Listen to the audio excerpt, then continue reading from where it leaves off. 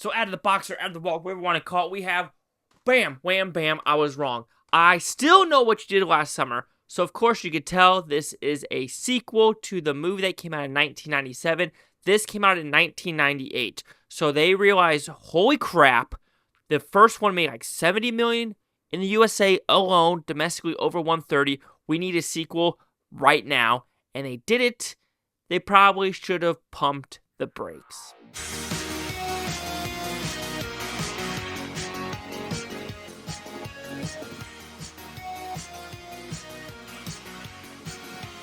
Chase Lee Hockey here at the Blue Futon reviewing I Still Know What You Did Last Summer. So it's about pretty simple premise.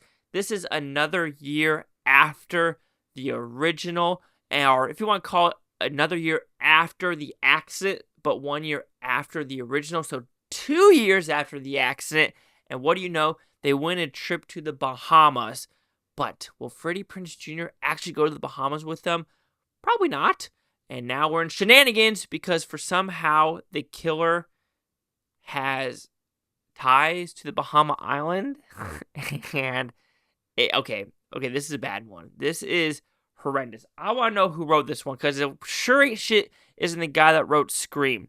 So the director of this was Terry Calloway. This first one was Kevin Williamson.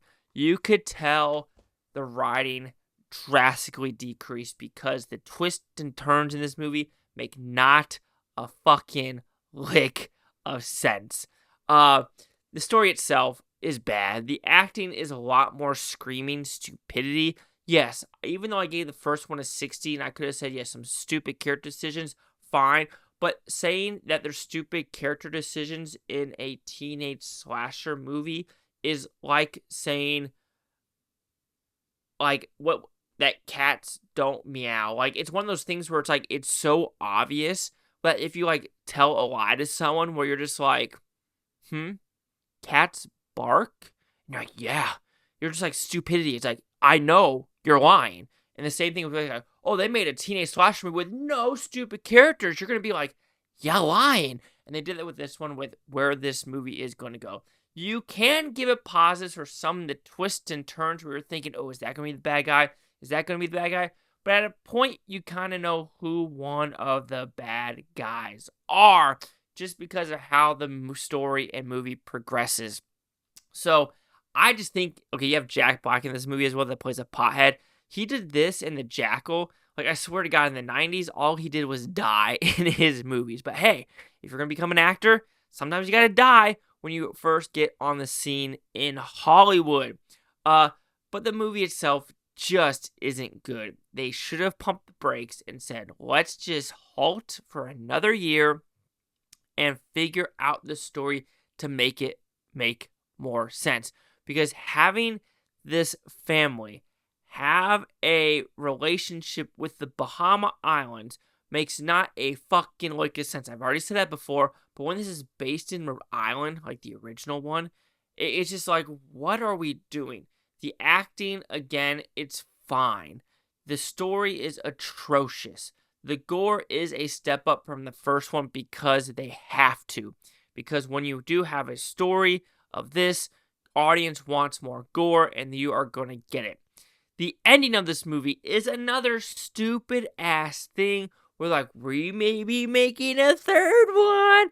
But of course not going to make a third one. This one, half its returns from the U.S. box office. I don't know the numbers to foreign.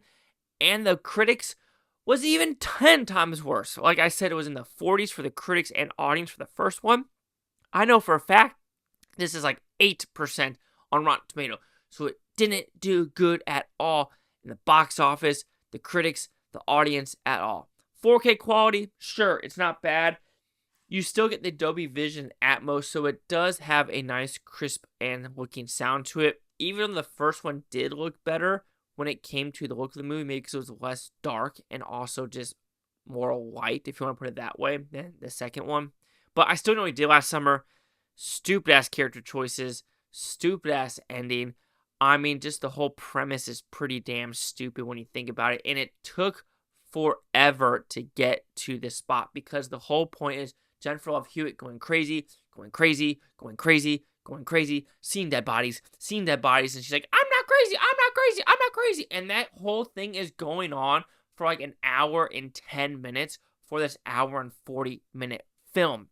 And the Freddie Prinze Jr., the storyline that also kind of doesn't make sense about going there and how he got from Rhode Island all the way to this boat and the boat to the Bahamas all in that time frame. Like I said, this film is boring yet rushed, not paced good. Same thing what they did with this whole movie making process. It was probably boring, it was rushed, and it's not paced well at all. Sometimes Hollywood needs to take a breather and maybe wait a year to get some of that money back. But yes, kills, sure, fine. Some of the sub-actors, co-actors, not bad. But the overall premise, execution, and twists and turns of this one absolutely fails. So I Still Know What You Did Last Summer will receive a 1 out of 5 with Futons, which equals that 20%. So see, the critics and user scores gave this one. Critics, like I said, at 8%, audience score at 29%, for over 250,000, 60 for the critics. Critic consensus: boring, predictable, and bereft of thrills or chills. I Still Know What You Did Last Summer is exactly the kind of rehash that give horror sequels a bad name.